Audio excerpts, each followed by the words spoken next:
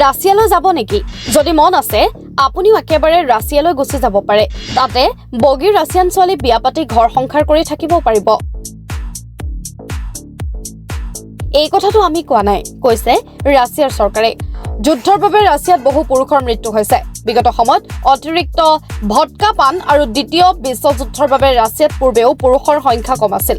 গতিকে চৰকাৰে জনসংখ্যা বৃদ্ধি কৰিবলৈ চেষ্টা চলাইছে। সোনকালে ঘৰ সোমাই যাতে সকলো বিবাহিত পুৰুষ পত্নীৰ সৈতে সংগমত লিপ্ত হ'ব পাৰে, তাৰ বাবে গধূলিতে কাটি দিয়া হৈছে বিদ্যুৎ।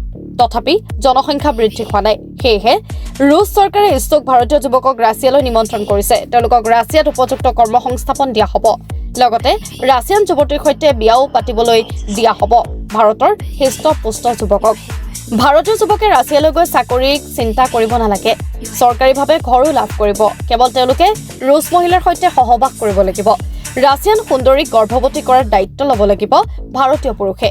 অৱশ্যে প্ৰতিজন পুৰুষক গাইপতি এগৰাকী যুৱতীহে দিয়া হ'ব। যদি ভাৰতীয় পুৰুষৰ সৈতে সহবাস কৰি ৰুছ যুৱতীয়ে ল'ৰা জন্ম দিয়ে, তেন্তে চৰকাৰে আকৌ পুৰস্কাৰ দিব। অৱশ্যে যোৱাৰ খৰচ ৰাছিয়াৰ চৰকাৰে নিদিয়ে। নিজা খৰচত যাত্ৰা কৰি ৰাছিয়াত উপস্থিত হোৱাৰ পিছত ভাৰতীয় পুৰুষৰ স্বাস্থ্য পৰীক্ষা কৰা হ'ব। সন্তান জন্ম দিবলৈ উপযুক্ত বিবেচিত হ'লেই তেওঁ লাভ কৰিব চাকৰি।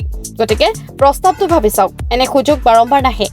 ভাৰতত বিয়া পাতিবলৈ ৰাছিয়াৰ নীলনয়না যুৱতী বিচাৰি থকাতকৈ ভ্লাডিমিৰ পুটিনে দিয়া সুবৰ্ণ সুযোগ গ্ৰহণ কৰক।